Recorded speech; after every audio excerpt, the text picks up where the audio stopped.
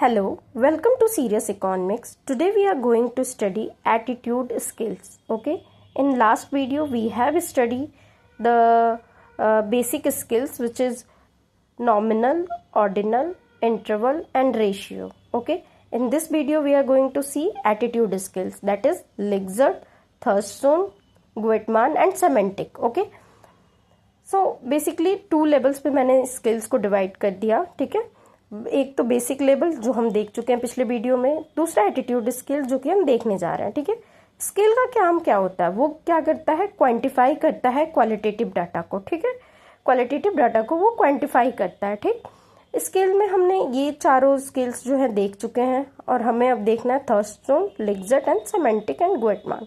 ठीक है, अच्छा, रिसर्च जो होती है वो स्टेप्स में होती है. ठीक है, हम एक सिस्टमेटिक अप्रोच फॉलो करते हैं रिसर्च करने के लिए. ठीक है, उन 8 स्टेप में जो ये हम स्किल्स पढ़ रहे हैं वो कहाँ यूज आता है, वो यूज आता है collection of data. Data collect करने के टाइम में हमें स्किल्स का यूज आता है. दैट्स वाई हमें रिसर्च में स्किल पढ़ने के लिए बोला जाता है. ठीक है, या ये हमारा चैप्टर में इंक्लूडेड है. ठीक है, तो ये स्टेप 5 पे कलेक्शन ऑफ डाटा में हमें आता है. तो हम क्या करते हैं स्टेप्स ऑफ रिसर्च में कि हम पहले रिसर्च प्रॉब्लम डिफाइन करते हैं, फिर हम लिटरेचर रिव्यू करते हैं, फिर हम कोई अपना हाइपोथेसिस बनाते हैं उसके बेसिस पे. ठीक है, फिर हाइपोथेसिस बनाने के बाद हम अपना प्लान बनाते हैं कि हम कैसे करेंगे. प्लान बनाने के बाद हम डाटा कलेक्शन पे जाते हैं. तो डाटा जब कलेक्ट करते हैं तब हम इन स्केल्स का यूज़ करते हैं जिसमें हम मेज़र अपनी करते हैं क्वालिटेटिव डाटा को, चाहे क्वेश्चनार बनाने में हुआ, सर्वे बनाने में हुआ, एग्रीमेंट, डिसएग्रीमेंट, फीलिंग को जानने में. हम इन सारी चीज़ों को क्वांटिफाई टर्म में करने के लिए स्किल्स का यूज़ करते हैं. ओके, देन हम करते हैं उन जो डाटा हम ये कलेक्ट करके लाए हैं उसके बाद हम एनालाइज करते हैं अपने डाटा को. एनालाइज करने के बाद हम कोई कंक्लूजन ड्रॉ करते हैं एंड देन हम रिसर्च रिपोर्ट बनाते हैं. डन, ठीक है. फिर आते हैं हम देखते हैं लिकर्ट स्केल को. ठीक है, लिकर्ट स्केल बेसिकली क्या है, मेजर एग्रीमेंट और डिसएग्रीमेंट.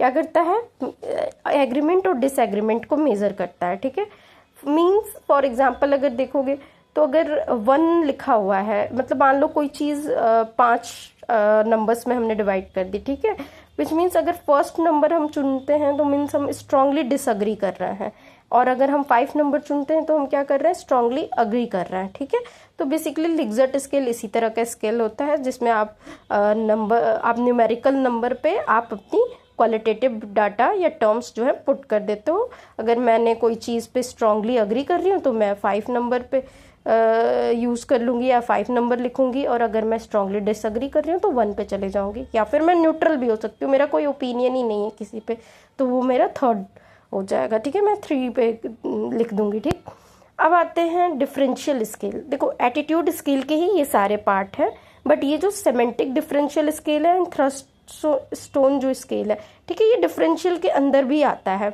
मतलब इसे बस जानना ज़रूरी है क्या है. तो डिफरेंशियल स्केल जो है कि यूनिडायमेंशनल है.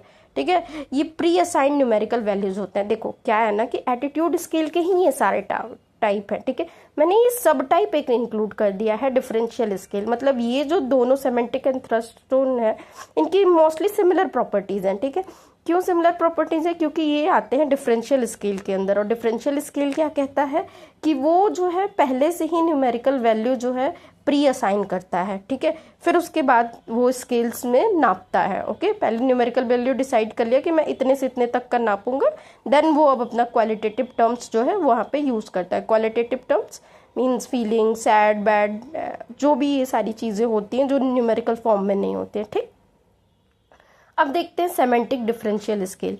सेमेंटिक डिफरेंशियल स्केल बेसिकली क्या करता है, मेजर करता है connotation, feelings between 2 bipolar adjective. Means कि ये अपोजिट चीज़ें लेता है, या तो तुम हैप्पी हो या सैड हो, या गर्म है या कोल्ड है, बीच का कुछ इसमें नहीं होता है. मतलब बीच का इन द सेंस ये एक के दूसरे के अपोजिट लेता है. ठीक है, और सेमेंटिक डिफरेंशियल स्केल जो होता है वो 5 से 7 पॉइंट के फॉर्मेट में होता है. ठीक है, ये 5 से 7 पॉइंट लेते हैं, उस फॉर्मेट में इस स्केल का यूज़ करते हैं. ठीक है, ये एक डिटेल डाटा हमें देता है. ठीक है, एंड हम इसको कॉमनली जो सेमेंटिक डिफरेंशियल है ना वो बिहेवियरल साइंस में यूज करते हैं, ठीक है। बिहेवियरल साइंस या मार्केटिंग के लिए या हेल्थ केयर के लिए जब डाटा कलेक्ट करते हैं ना तब इसका हम यूज़ करते हैं, ठीक है।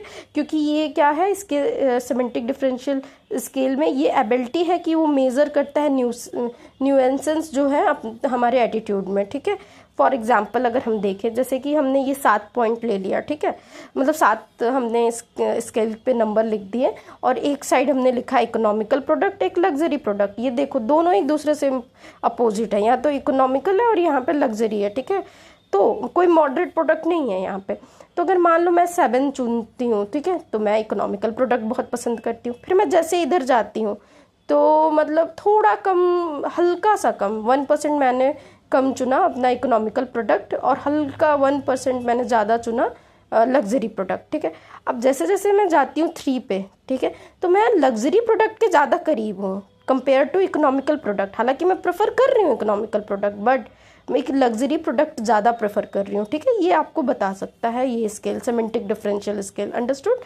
ओके, नेक्स्ट हम आते हैं थर्स्टस्टोन स्केल पे, ठीक है। थर्स्टस्टोन स्केल क्या करता है, बहुत सारा स्टेटमेंट लेता है और उसको स्कोर पे वो करता है, मतलब वो सबको वेट, मतलब सारे स्टेटमेंट को एक अपना वेट असाइन करता है, ठीक है, थर्स्टस्टोन स्केल में, ठीक है। जैसे ये एक 11 पॉइंट स्केल होता है। जैसे फॉर एग्जांपल ये क्या करता है कि रिस्पोंडेंट जो है वो सिर्फ क्या करेंगे, अग्री और डिसअग्री पे होंगे, ठीक है। लिग्जट स्केल में हम अग्री डिसअग्री खेल रहे थे, पर इसमें जो है वो जो था ये पैरामीटर पे था, 5 पैरामीटर पे हम अग्री डिसअग्री खेल रहे थे। बट यहाँ पे जो है ये तो या तो आप अग्री कर रहे हो या डिसअग्री कर रहे हो, ठीक है। फाइनल स्कोर जो कैलकुलेट होगा मीन और मीडियन में आएगा, ठीक है। फाइनल स्कोर जब आप कैलकुलेट करोगे थर्स्टस्टोन स्केल पे तो ये जो है मीन और मीडियन के टर्म में आएगा, मीन और मीडियन में होगा, ठीक है। बेसिकली इसका मतलब ये है कि ये मेनी स्टेटमेंट्स लेता है और उन सारे स्टेटमेंट्स को वेट प्रोवाइड करता है, ठीक है। सारे स्टेटमेंट डिफरेंट स्टेटमेंट का डिफरेंट इसके हिसाब से वेट होगा। जो तुम्हारा मेन गोल होगा रिसर्च का उसको तुम ज़्यादा वेटेज दोगे, फिर तुम इनडायरेक्ट इफेक्ट्स को भी तुम उस हिसाब से अपना अपना वोट दोगे। मेन गोल को अब तुमने 10 दिया, बाकी को 7 वेट दिया, वेटेज डिवाइड करना। जैसे कि यूजीसी नेट का सिलेबस का हम लोग वेटेज डिवाइड करते हैं ना, किस टॉपिक कौन सी ज़्यादा इंपॉर्टेंट है, कौन सी थोड़ी कम है, दैट इज़ द ओनली थर्स्टस्टोन, ठीक है। जैसे ये याद रखना 11 पॉइंट स्केल है और जो सेमेंटिक है ये 7 पॉइंट स्केल है, 5 to 7 पॉइंट है सेमेंटिक, ठीक। नेक्स्ट आते हैं कि यूज़ कहाँ करते हैं हम थर्स्टस्टोन का स्केल का, तो साइकोलॉजी और सोशियोलॉजी या मार्केट रिसर्च पे, ठीक है। जैसे कि सोशल इशूज टॉपिक्स हो गए या कस्टमर सेटिस्फैक्शन को हम इससे नापते हैं, ठीक है। अगर मान लो कोई 11 चुनता है तो इसका मीन्स मोस्ट फेवरेबल है, एक फर्स्ट चुनता है मीन्स लीस्ट फेवरेबल है उसके लिए, ठीक है। अब हम देखते हैं गुटमान स्केल। गुटमान स्केल क्या कहता है कि ये स्टेप बाय स्टेप एग्रीमेंट है। स्टेप बाय स्टेप एग्रीमेंट का मतलब क्या है कि तुमने कहा कि I like reading, okay, I read daily, okay, I buy books. देखो तो ये आई बाय बुक्स से ही पता चल गया कि तुम अगर यूजुअली बुक खरीदने के हैबिट में हो तो ऑब्वियसली तुम पढ़ना पसंद करते हो, ठीक है। और तुम जब यूजुअली खरीद रहे हो तो मतलब तुम डेली ही रीड कर रहे होगे, उसको ख़त्म कर रहे होगे तभी तो खरीद रहे हो। तो if someone agrees with last, अगर कोई लास्ट से एग्री हो गया कि वो बाय बुक मतलब आई बाय बुक, इस पे वो अग्री कर रहा है, मतलब ये automatically he agrees with all, जितना भी ऊपर का है ये ऑटोमेटिकली ही ये एग्री हो गया, ठीक है। ये गुटमान स्केल, ओके। अब देखते हैं हम डिफरेंसेस थर्स्टस्टोन स्केल में एंड लिग्जट में एंड सेमेंटिक में एंड गुटमान में।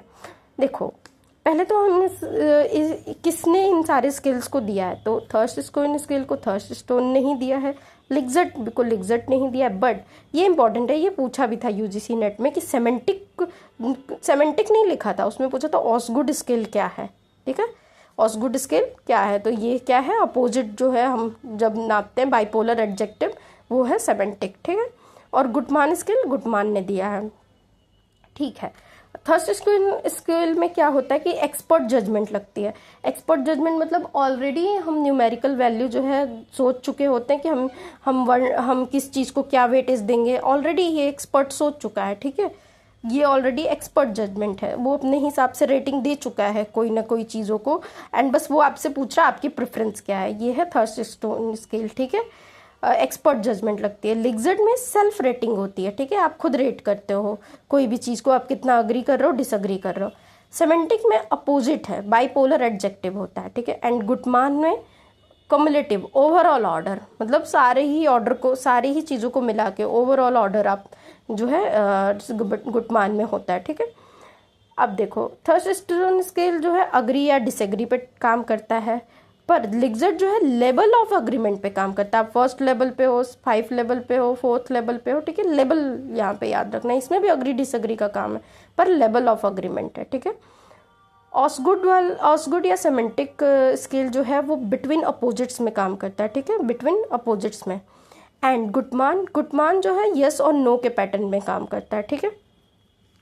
अगर कॉम्प्लेक्सिटी की बात करें कि किसको कैलकुलेट करने में, किस स्केल को यूज़ करने में ज़्यादा कॉम्प्लेक्सिटी आती है, तो पहला जो है थर्स्टन जो है हाई कॉम्प्लेक्स है, ठीक है, फिर लिग्जर्ड लो है, एंड सेमेंटिक एंड गुटमान दोनों ही मीडियम है, ठीक है। अब देखो स्कोर मेथड की बात करें तो स्कोर मेथड जो है थर्स्टन में हम बताए थे मीन या मीडियन के वैल्यूज़ में हम अपना एवरेज निकाल के स्केल यूज़ करते हैं, ठीक है। और लिग्जर्ड जो है सम ऑफ स्कोर्स है, सारे सम करके स्कोर निकालते हैं, ठीक है। और ये जो सेमेंटिक है पोजीशन ऑन स्केल पे निकालते हैं, ठीक है, स्कोर मेथड। और ये जो है गुटमान जो है पैटर्न और कंसिस्टेंसी पे निकालते हैं, ठीक है। अच्छा यूज़ क्या है थर्स्टन का स्केल का जो है रेयर यूज़ है। लिग्जर्ड हमेशा मोस्ट कॉमनली यूज होता है, और सेमेंटिक जो है इमेज के लिए या ब्रांडिंग के लिए यूज़ किया जाता है, ठीक है। और गुटमान जो है एटीट्यूड इंटेंसिटी पे डिपेंड करता है, ठीक। स्ट्रक्चर की बात करें तो थर्स्टन में रैंडम हम स्टेटमेंट ले लेते हैं, लिग्जर्ड में स्टेटमेंट भी लेते हैं प्लस स्केल पे भी देखते हैं, ठीक है। और इसमें ऑसगुड में जो सेमेंटिक है अपोजिट वर्ड पेयर होता है, एंड गुटमान में ऑर्डर जो है वो स्ट्रक्चर होता है, ठीक है, ऑर्डर्ड में स्टेटमेंट होता है, ठीक।